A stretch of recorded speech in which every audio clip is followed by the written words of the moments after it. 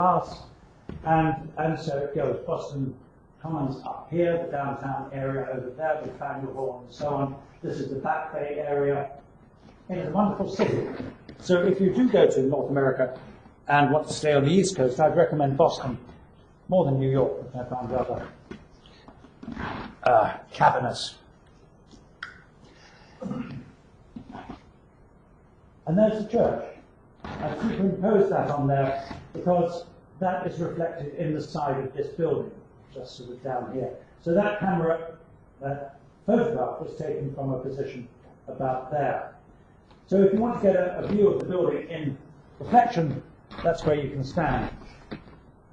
It's a rather interesting comparison. You get this completely naked, glazed building with mirror glass, and then you get this remarkably robust church at the bottom of the taller building with its very rough stone walls.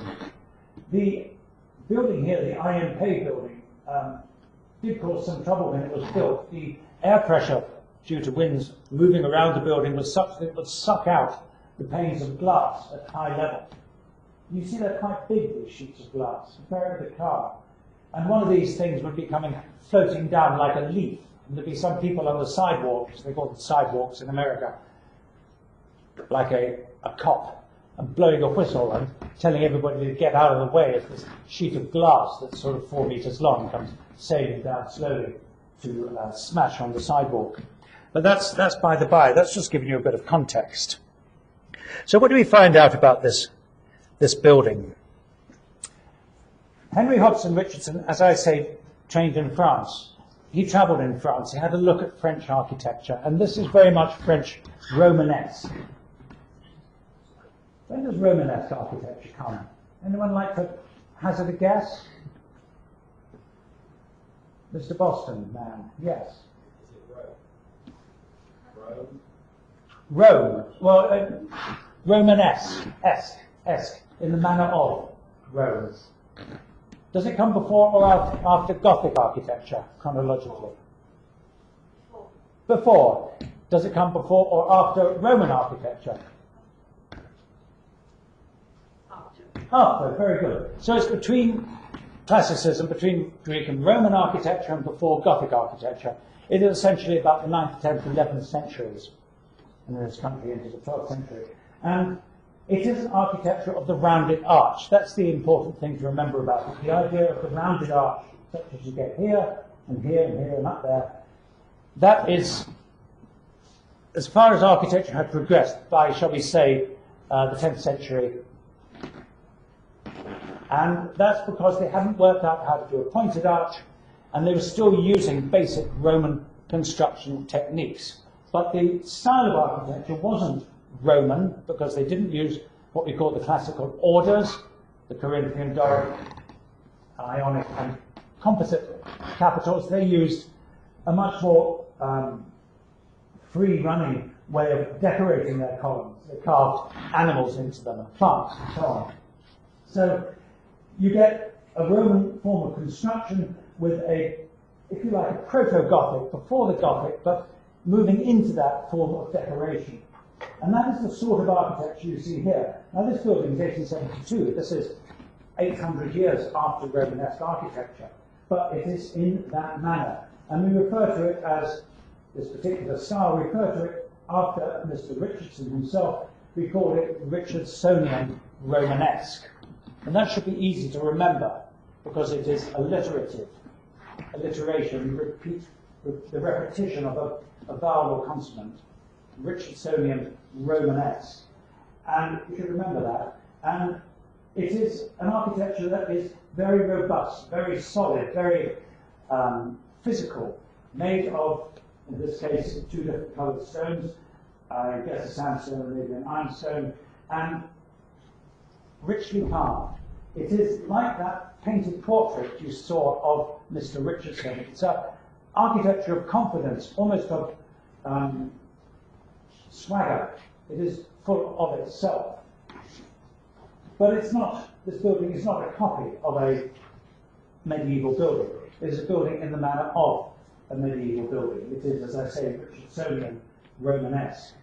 The the main church is here with pretty much a cruciform plan, and then to the side there, what you might refer to as the priest's house or the vicarage or whatever. But that's where the church officials would live. There's the plan, very compact, very truncated. It's not like an English medieval church, which tends to be very long. Think of how long the Anglican Cathedral is in Liverpool. This is a very tightly planned building. You know, that's the entrance that we saw, whoops, in the other picture. And, you know, it's not very far from there to the focal point, which is where the altar is. Look at the breadth of it. This is not quite square, but, you know, that area is pretty much a square there.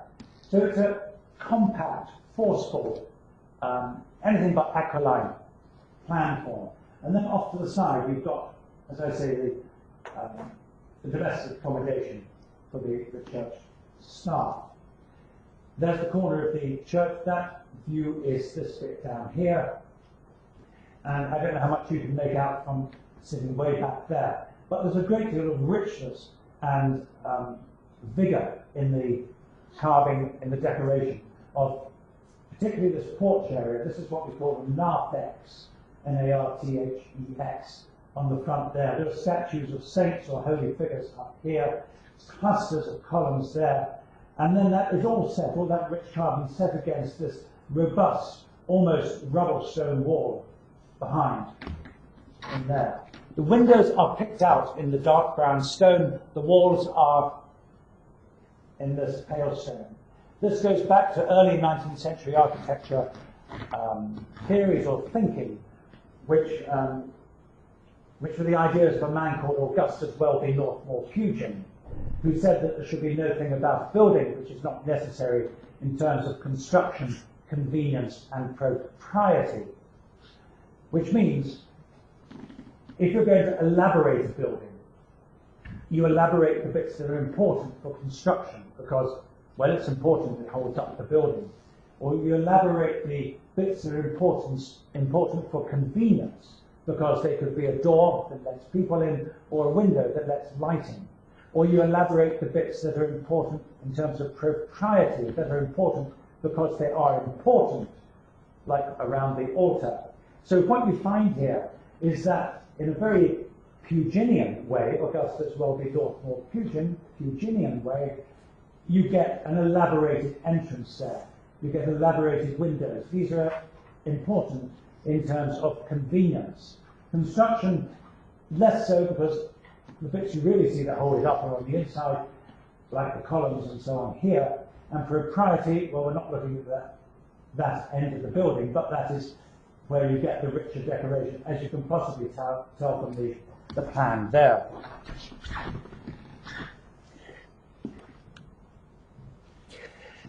Okay, looking at the building from over there somewhere, down there. That's the, is this north, south, or east, or west? Do you know how to describe a church?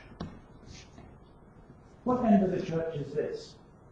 There's no arrow pointing out north. What end of the church is that? There's an ecclesiastical, a church term that's always used when describing a church plan or orientation. You always enter a Christian church. Can you have churches that aren't Christian? Maybe not. You always enter a Christian church at the west end. You always have the altar at the east end. That might not be east in terms of the way the church is set out on the ground. It might be north. Shouldn't be, but it might be. So this is always the west end. That's always the east end. This will be the south transept, because the trans going across Latin. Transept is this piece there, and that is therefore the north transept, which means that is the north transept. If you're talking about churches, like if you're talking about cars or football teams, there's a certain vocabulary that you need to understand. So, if that's unfamiliar, try to take note.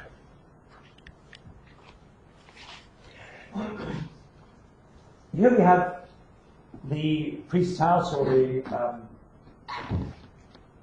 accommodation building, And what I find really fascinating here is the way that the circulation, the idea of moving through the building, is brought out architecturally, how it's clearly expressed with a short colonnade here, and then a stepped colonnade going up the outside. There's the short colonnade, and the stepped colonnade goes up the outside there on the plan, picked out in this different stone, each layer, each level, if you like, of the steps, again in the darker stone, taking you out from the north transept up into the upper level of this building here. This is probably a church hall, or maybe a school building, I can't tell you. But this is a way of expressing how the architecture works, how you move through a building by the change of materials, by the demonstration of the stairs on the exterior of the building. And this again is the Pugin or Puginian idea of convenience. You're elaborating the convenience or the convenient part of the building, the idea of those being the stairs. Those are important for moving around the building, therefore we'll give it extra articulation. If you look carefully at these photographs, you'll notice a variety of weather conditions, because I've been there more than once, many times in fact. And we've got snow in this one here, and no snow in that one there. So if you do go to a building, in any building anywhere, try and get a nice sunny day, because it brings out the depth of the architecture, it brings out the articulation, and you can really start to read, like a book, you can start to read the architectural forms much more clearly. And even if it is cold, you get bright blue skies, particularly in conditions like that. So this is the west end of the building, the west end, the entrance end with the porch or the narthex on here. And again, the richness of the decoration is what I'm hoping you can pick up upon. As you start to look at this in detail, you'll notice bands of darker stone coming through, particularly there, for instance. Or this layering horizontal diaper patterning. A diaper is a diamond-shaped form. The word gives itself to what Americans wrap around their babies, diapers. The patterning here is, as I say, diaper patterning, but it gives the building a horizontal feeling. There's a horizontal emphasis in here. And this is perhaps the first obvious reference to what one might call organic architecture, first reference in this building. The idea that the building itself is a metaphor for the landscape. It is a metaphor for the geology of the surrounding hills or mountains. Because when you have mountains, particularly rift mountains, where the ground has been forced up, and you get these great precipices, such as in the Rockies in the United States, you can see layers upon layer of geology there, different colours, which are the different layers of sedimentary rock and so on that have been forced out. You can see it also where the sea has perhaps washed away the coastline, maybe like on the south coast of this country. Again, the geology is expressed clearly by layers of sedimentary rock, and this is the same sort of thing that we're seeing here. There's a reference in this building to the natural form of the stones. A look back, if you like, over the architect's shoulder where those rocks came from. They don't literally look like that, of course, but that's the metaphor, that's the suggestion. Here is a building that is hewn out of the rock. And it all ties up with Darwin and monkeys and things like that, but we won't go into that particular discussion right now. What we will look at is the Ames Free Library and Memorial Hall at Northeastern in Massachusetts by Henry Hobson Richardson. Because here, this idea of a building coming out of the landscape is quite explicit. Okay, so you build a large church in the middle of Boston. That's one thing. You build a memorial hall and a library. That's the library. That's the memorial hall on a bit of rough landscape here in northeastern in Massachusetts, and you can make that building feel like it's coming out of the ground. This is organic architecture. This is the architecture of natural development, if you like. And I suppose this does go back to Darwin and his book On the Origin of the Species, 1849. The idea that everything is in a process of natural selection and so on. Here we have the buildings emerging naturally out of the ground. That's the suggestion. That is why the walls here are layered, why the foundations spread out. They seem, as I say, to almost come out. That rock there could be part of the building, but it isn't. And the whole thing is so much part of its landscape.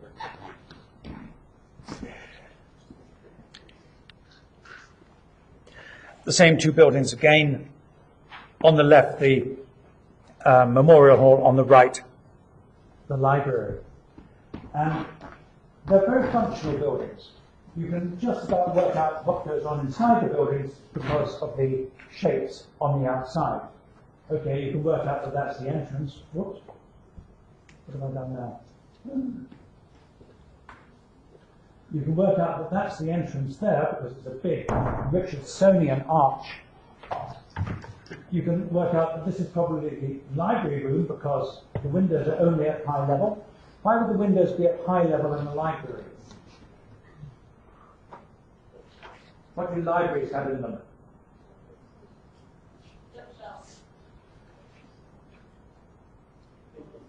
Libraries have books.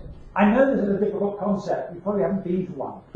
There's one over there. Go and have a look. They have books, and books are in bookshelves. And bookshelves get in the way of windows. So what do? We put the windows up above the bookshelves, but people can't reach because, the bookshelf will go that high, so you stick the window above it.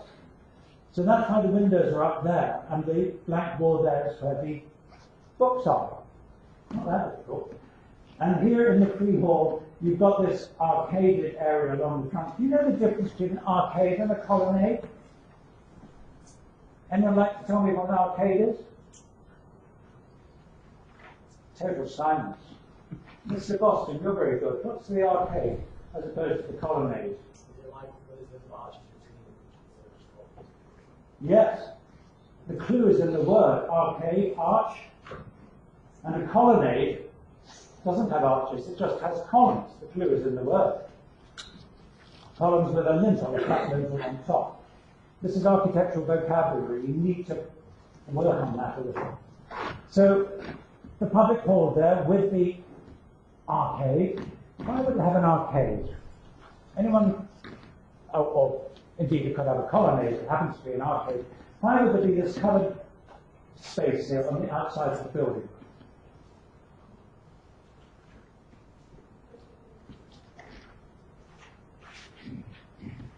Memorial Hall. What happens in a Memorial Hall? Do people go in there? Do they have parties in there? Public meetings? Do you need a sort of indoor-outdoor space on the outside where you can put your coat and hat on without getting soaked by the rain? Quite possibly. It's an intermediate space there. This is a way of getting into the building without being actually inside it, where you can go in and stamp the snow off your feet, shake your umbrella, maybe take your coat off, or in reverse, put your coat on. So you can start to read this building, work out how it works by looking at the functional spaces on the outside. This might or might not be a stair tower. The top bit probably isn't. This bottom bit almost certainly is because of the positioning of the windows that don't seem to line up with where the other windows are. Over here, possibly that's a stair tower, but might not be. It might just be a signifier for the entrance to the building. But these are very much the sort of architecture that Richardson did.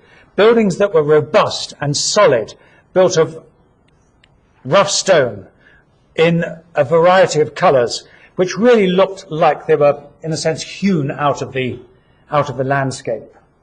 Look at this arch window up there, for instance.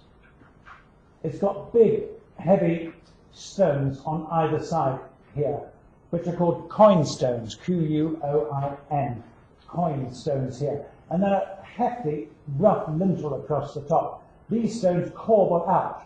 They've got a shoulder on them. They corbel out to support the lintel, which in turn supports a small arch up there. This is an exercise, if you like, in building, in putting stones together. That is what the joy of that bit of the building is. It's the tactile, physical nature of the stones that make up the building. There's a Richardsonian arch. Look how low the springing point of the arch is.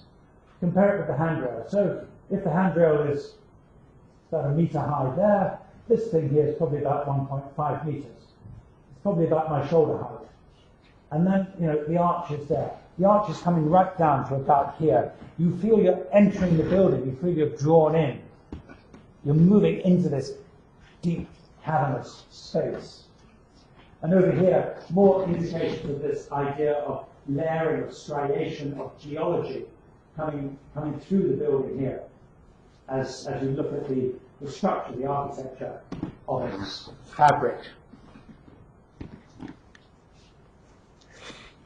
Not far away, because it's still northeastern, he built a gate lodge for the Ames estate. The house is gone, but the gate lodge, I think, is one of the most extraordinary buildings. It looks like it's got some serious skin condition, but actually no, these are rounded river rocks. There are two types of rocks, if you like. There are these ones that are quarried, cut out of the hillside, cut out of the ground, and these ones that are picked up out of the riverbed. And river rocks tend to be rounded because of the action of the water. In parts of this country, of course, you find a lot of rounded rocks because of the action of glaciation. So if you go to Scotland, you'll find a lot of glacier landscapes with terminal moraines. A terminal moraine is where the glacier pushed all the earth and rocks and everything down, so we've left it there a few thousand years ago. And you get big rounded rocks like that in Scotland. At the moment, Scotland seems to be suffering under a great snowstorm, so you won't find much, but go in the summer and have a look. So we have a very simple gate lodge. You might say, well, this is hardly a simple building, it's a big building. Well, it might be quite large, but it's nevertheless very simple in its form. It's a long horizontal building with the roof coming down very low over the windows there. These little eyebrow windows up there in the roof, emphasizing the idea of horizontality. And notice how the roof continues right the way across here.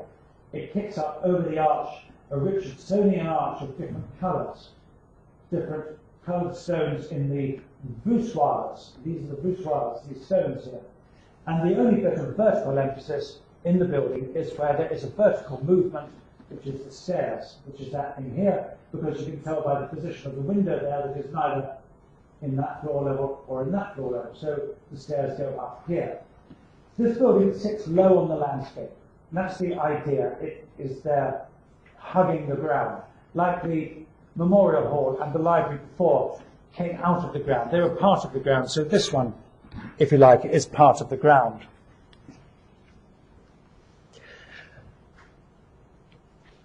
The top photograph is actually a composite of two bits. The building doesn't quite crank in the middle, as it seems to do, but nevertheless gives you a good idea of what's there. The different coloured stones in the arch, which comes right down here. That must be about 1 metre off the ground. Again, the layering horizontal. You see how all the windowsills are picked up, and that line is taken through the base of the tower there. And there's another line down here, sort of giving the tower a base as if it was a classical column, but of course it isn't. But a vertical form needs to sit on something when it hits the ground, otherwise it will just sort of disappear visually into the ground. So you've got a band there and a band here that make the tower have a base, and that band continues through the windows there, and that level there, I suspect, is the same level as that. So it's slightly hard to tell in that picture. Yeah, you can see here, that line there comes across through here, which at that point on the very right of the building over here just gets subsumed into the ground. But it's a very simple building, actually. There's the stair, that's where you go through. The plant house is on the left there. That doesn't mean it's a boiler house, not that sort of plant. This is where they grow roses or daffodils or tulips or whatever sort of plants they're growing. And over here, very simple arrangement of domestic spaces. The bachelor's hall. So it's really a staff building, probably for the ground staff, the gardeners, the gatekeepers, those sorts of people. You get 3 bedrooms here, a loggia, meaning a space outdoor space, which is on the back, and the bachelor's hall in there with a couple of bathrooms. So it's a very straightforward building, but it's built in such a way that it appears to be part of the landscape. It is organic in that sense. And it's very like this building, of course. This is the Crane Library at Quincy, Massachusetts. Well, you can read that for yourself. And it doesn't take much analysis now to see what is going on. The books are over here. We know that because the windows are at high level. The hallway, the big sort of sitting area would be down here. Let the windows come down lower. Richardsonian arch, tripartite window at the top, filling the tympanum, the triangular part in a gable there. A little bit of post-hoc disabled access there. I wonder if that's still there, if they figured out some other way of doing it. It's interesting to see. But he built a number of libraries, and they tend to look very similar, in a sense, because the program for a library, the design brief for a simple small-town library like in Quincy, Massachusetts, is by and large the same from one town to the other. He built a library in New Orleans, which looked very, very like this thing here. You notice again the banding, notice the difference between the yellow and the brown stone. Notice up here, maybe this is something slightly different to what we've seen before, suggestion perhaps of some sort of classical detailing in those columns. And something there that looks rather like what we call a Tudor window, English 16th century window. But it's a late Gothic way of doing a window. Okay, the plan. Well, we don't need to look at the plan because the plan was pretty obvious from the outside, wasn't it? There's the library space, here are the book stacks, which are all in here, and there's the reading room over there. You can go up, and there's this really beautiful gallery up here with the gallery space, the handrail moving in and out, moving in and out and in and out and in and out, following the line of the book stacks, which are set underneath down here. And more book stacks have been inserted up there just to block the space. Okay, so let's look at it a bit more closely. I suggested there might be a bit of classical detailing in those windows, and indeed there is. It is very much Romanesque, sort of late classicism, but nevertheless you get a series of short, stubby columns there, paired or clustered, with a recognizable base, as columns should have, and a recognizable capital there, sort of Corinthian, but not really, something much more freeform, as you might find in Romanesque churches of the 8th or 9th or 10th centuries, particularly in France. And a rather wonderful window here in a darker stone. Again, the voussoirs, the way that the stone is set, kicks out, comes in a bit further, kicks out. The way that is set reads very clearly. And there's a sculpture up there of some animal that we can't quite read from down here. Maybe you can see what it is. It is a dog biting its tail. Not sure. Something like that. And if you go inside the archway into the entrance, there's this lovely little paired arch on the left with exquisite capital and short, dumpy column. So this is the sort of architecture that we expect from Henry Hodgson Richardson, the architecture of rich detail set against rough hewn stone. And I think that is a really nice example of it. This spiral decoration coming up here, sitting on this rough stone here. You might say, well, that's rough because it hasn't yet been cut. That could be the case, but on the other hand, if it's intentional, look, here is a bit of carving at the bottom, but it hasn't extended. It could well be just to offset the richness of that with something much more crude and forceful and primitive. When you're building a building with carved stone, you by and large carve the stone in place. You wouldn't want to, spend 2 weeks carving that bit of stone and then some foolish labourer swings it into place and whacks it against the wall and smashes the carving. So you wait till the stone is in place, and if you're a stonemason, that's when you start carving it. Like this is carved in place there, and that one is also carved in place.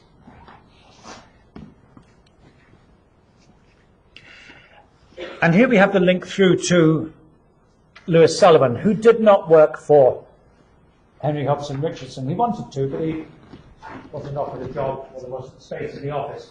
And he went and worked for Frank Furness in Philadelphia. But now Furness is interesting as well, but he doesn't come into this lecture. What we've got there on the left is just a detail from a building by Lewis Henry Sullivan, and that's a framed building in St. Louis, Missouri. It's called the Wainwright Building, and that is actually a piece of cast terracotta. But it is the same idea, the same sort of rich organic detail. I'm using the word organic slightly differently. Here, plant forms. That's organic organism. These are plant forms. That's what one finds in this becoming. We'll come back to that building, but to move on with Richardson, you're starting, I hope now, to become familiar with his vocabulary, with the way he designs buildings, with how they look, how he uses the stonework, how he uses traditional arcuated forms. That could be an entrance to a Romanesque cathedral in France quite easily. It just happens to be the Harvard Law School at Harvard University in Cambridge, Massachusetts. But nevertheless, it's, I think, an extraordinarily rich and robust building. Initial sketches, and I think these are interesting. You can see how the building, in a sense, loosened up from an early scribble like that, which is very Beaux-Arts in its arrangement. Looks a little bit like an opera house or concert hall, as indeed that was. Very symmetrical. Stair here, lecture room, auditorium, to something now becoming much more organic down here. And, this is what it ended up like. So turn that into focus, and what we actually get is this building here, with a little stair tower in the corner, exactly you see here. It is, yes, symmetrical. It has,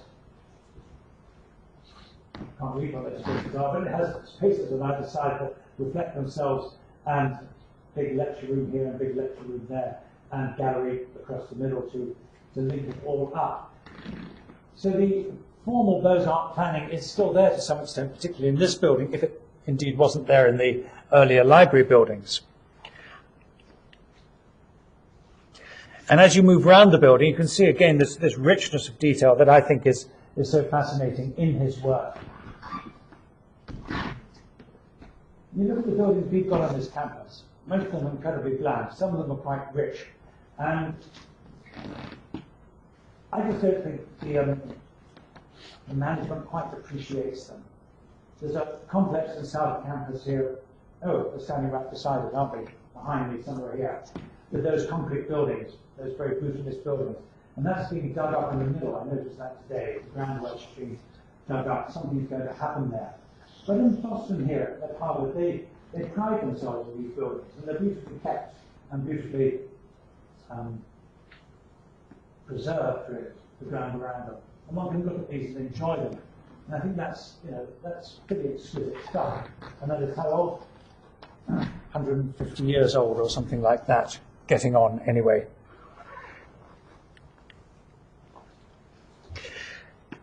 Most of those buildings, in fact all those buildings, were public buildings. He didn't do many houses, he did a few, and here's one called the Glessner House in Chicago, South Chicago. And I went to have a look at this when I was last in Chicago, and it's really, I think, rather fine. How do you get into a building if it's not open? It's a public building in the sense that they do tours, and there's the door. So I stood around wondering what to do. There's a sign on the door saying tour starts at 2 o'clock. And this was about 12 o'clock, and I had to be somewhere else at 2 o'clock. It was very awkward. And I come all the way from England. How are you going to talk your way into this building? And somebody went into the building, a couple went in. And I realized at this point that you could go in, and there was a little bookshop over there. So I went in and sort of stood around the bookshop. And then this lady asked if she could go to the toilet. And she was taken off with a guard through the building. And I thought, that's it. Get into the building and ask to use the toilet. They might say no, but they're a bit mean, aren't they, really? So it's a good way of getting to see it. So I was taken through the building, led to the toilet, as I was looking around, trying not to really take a photograph, but trying to recall the inside. And thereby one gets to see the architecture that by and large is not usually available. Don't hesitate to go and ring somebody's doorbell and ask if you can see their house. They can either say no, or let you in, or shoot you. I mean, it's okay. So, what do you think about this? This is really solid. This is robust. This is not quite street architecture, but then South Chicago at this time wasn't quite, suburbia. It was still very much out on the edge of town. But I just love the way that you have a doorway there. Look at that arch. Look at the strength of that, the feeling for it, the size of that lintel over there. It's just fascinating. Big lintels, big strong pieces of stone. And when you get to the upper levels, it gets lighter, the thinner mullions there, the verticals between the windows, compared with the heaviness of what you get below. And you go down to the ground floor, and you get this sort of grid of stonework there. Yes, there are rooms in there, the bookshop is that bit in there. But you get the idea that there's so much weight and compression that if you actually did have a window at the bottom there, the thing would cave in. And this is fascinating because it's actually an L-shaped building. And where was I before? I'm lost. That was the side we were looking at before, over here. And that was the entrance. And yeah, look, there's the toilet in there. So I had that free tour all the way around there. But if you go around this side, there's a long stone wall on the side street and down the back. And then you can look through the gate there. How does one get a picture of the back of the building? You climb up the gate and hope that the police won't see you. And photograph down here. And the inside of the building is all in brick with big stone lintels. It is like a crustacean, like a lobster. It's got its hard skin of white stone around the outside, down there, along here, up here. And then when you get to the soft interstices, it is brown brick. Completely different environment. How to make a building defensive and at the same time soft and welcoming once you've got through the defences. There's a little lesson in building planning, if you like, how to make the materials read. Stair tower, again, that's obvious because of the way windows are positioned. That's the driveway through, that goes through here, that comes out there. Now you'd hardly think that building was the same as that, but it is. Oh, forgot I had that picture. Well, there you go, the point is made. Archway visible in both buildings. And that's down the side here. Why didn't I get a full view of the side of the building? Because people park cars in the way. Cars are such a nuisance. I was photographing a building in London once, and there was a gap in front. And I thought, that's great. There's a police station here on my right. And I was just taking this picture, and a police car comes and parks right there. The policeman gets out, comes over to me. Why are you photographing my police car? I said, I'm not. You drove into my picture. He didn't really have an answer to that, so he went back to the police station. But cars are a real hazard. So when you really want to get a nice bit of architecture like that, sometimes you're just stuck because you don't want an old Buick or something sitting in the foreground. But look at that arch. You come in here and you turn left, you go down here. Come in here, turn left, go down here into the passage. This is Henry Hobson Richardson at his most powerful and robust.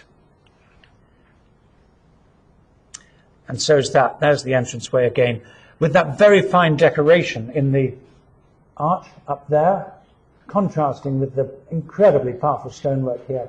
And then these layers of windows, which, as I say, go from something very dense to something less so to something quite light at the top.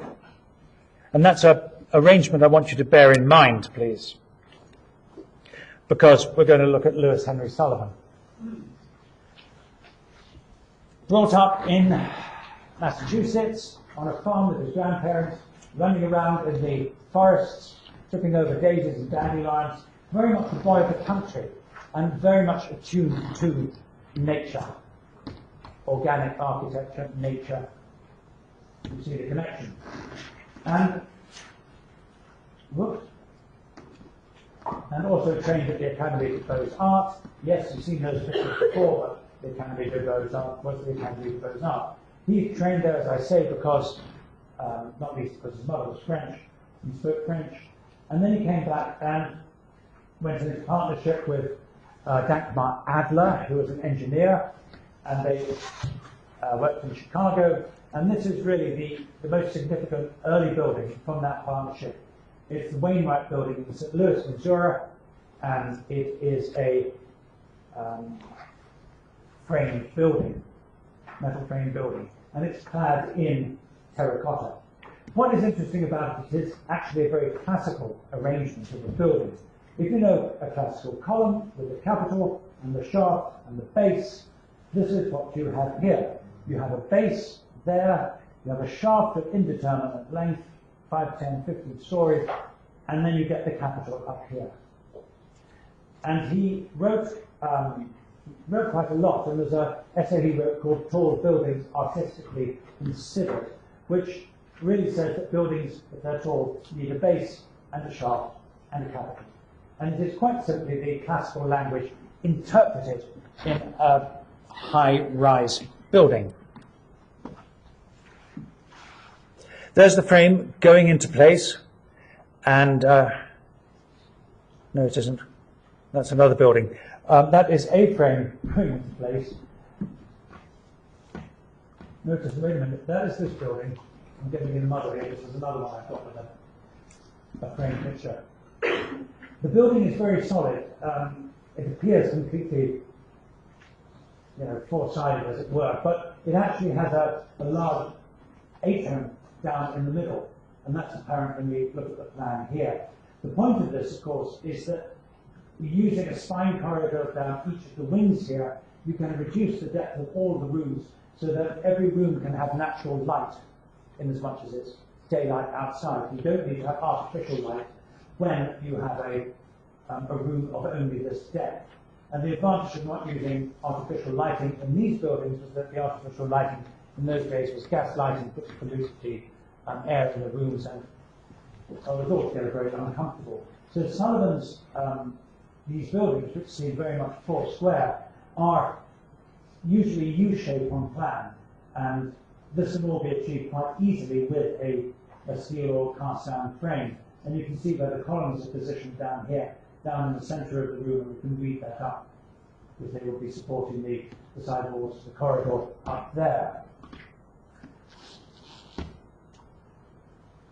Yes, and then the architecture, if you like, goes on, terracotta goes on to the outside. It is appliqué, it is applied architecture. And terracotta is, it's like brick, it is fired, it is made in a furnace, it is moulded, cast in a mould, and then it is fired, and you come out with these panels. Terracotta is quite popular in contemporary architecture, sort of buildings that go up in London and Berlin and Paris. I haven't yet seen much in Liverpool. But you can see there is a panel, there is another panel, there is another panel. And they're all moulded and they all just slot together. It takes a certain amount of skill because the terracotta, the clay material, will shrink in the drying. So you've got to somehow accommodate that in the design work. I don't quite know how they do that, but anyway, they do. And this is the organic decoration. We saw the previous photograph before. Here are lots of other examples of it from the same building. The way that Sullivan wraps it round the doorways here, puts it at the bottom of the shafts there that actually indicate where the steelwork is coming down behind. One will be a blank, as it were, and then you get the mainframe here and the mainframe there. So you create this rhythm and you elaborate the structural elements, and you elaborate the sills in between, but leave the main panels clear and unelaborated. The first one, as I say, was the Rainmack building in St. Louis. The Guarantee building in Buffalo followed soon after. And it's very, very similar. It is again this idea of a classical column, base, shaft, and then capital round the top. And this is also a U-shaped plan.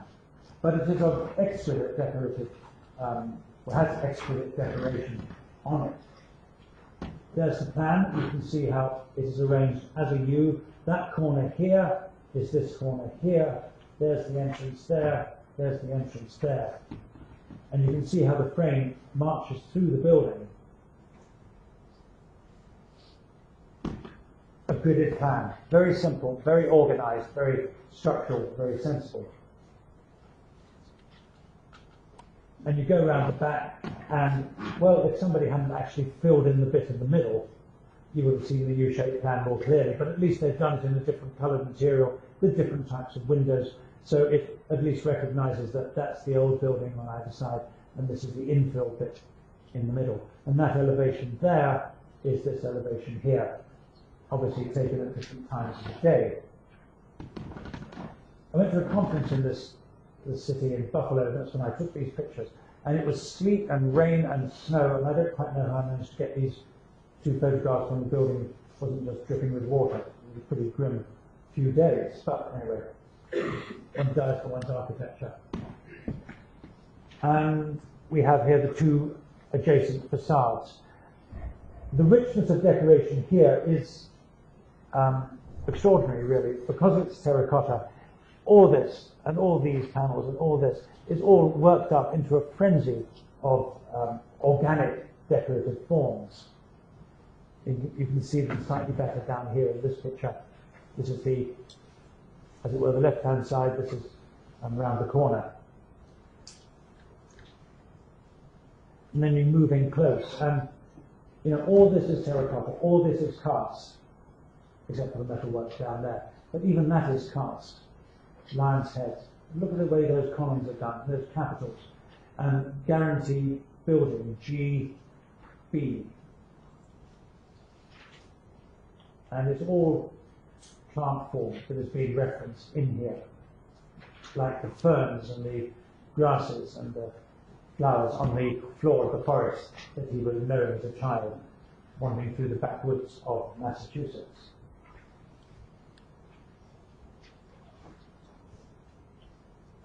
So I think one just needs to look at these buildings and just absorb the richness of decoration and think, well, that is one way of making an architecture. You have a simple frame, and then you wrap it with a skin of highly wrought decoration. I came out of the railway station today at Lime Street, and there's a new building on Lime Street itself, which it's the first time I've seen it really above the ground. And I thought the banality of it, this black box, it is just frightening. And when one could have an architecture as rich and fascinating as that, and this major street in Liverpool, they put up something that looks like a large kind container, I sort of despair really. Oh well. So you go inside, and the decoration continues and continues in this pressed metal around the stairs, down here in the balusters, around the lift, up here. I mean, the whole thing is a feast of organic decoration.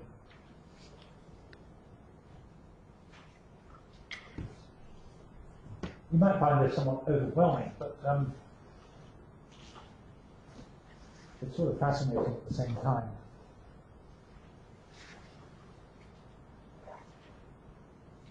And then looking up at the ceilings of some of these rooms, or the underside of the stairs, how that is decorated. And that ceiling there, that's a room on the left in here somewhere. And all this stained glass, this rich decoration. But it's part of the building, it is not wallpaper or paint.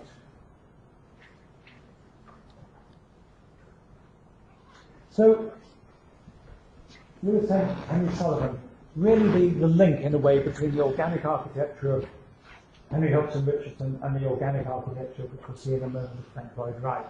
And I used this building as a suggestion of the link to James Charnley House in Chicago, because as I mentioned earlier, Frank Lloyd Wright went to work for Lewis Henry Sullivan, and during that time he, it is thought, designed this building, although it is largely put down to Sullivan. So that's why over here it says Sullivan and Wright, the Charnley House. You need enormous patience if you're going to photograph a building. I told you about the problem with cars over here, for instance. So you stand in the middle of the road, and then, okay, people get irritated because you're blocking the traffic, and they don't want to run you down. That's sort of fair enough. And then you have to wait for the sun to move, and then, you know, the lady with the dog or with the baby, and they get in the way. And that photograph probably took about 15 minutes, just to get the right moment. But it shows the building. Cars. I could at least get onto a higher level on the other side of the road and look over them. American car design is really pretty horrible, you must admit. I mean, what's this thing look like? I don't know. So, a very, very elegant, simple, symmetrical building. The symmetry might be surprising, but then, remember, Sullivan is from the Academy de Beaux-Arts. Frank Lloyd Wright, largely self-trained, but Frank Lloyd Wright's early buildings, like the Wainwright House, which we'll see shortly, is very much a symmetrical building. And I just want you to compare the Charnley House with the Gloucester House on the right here. We looked at this before, and you can look at this again in relation to the Charnley House. They're both in Chicago, and you see that sort of relationship, and you see this sort of relationship, and you see that sort of relationship. Oh yes, and the reason I couldn't stay at this building to wait for it to open was that I had to get up to this building here, which is on the other side of downtown.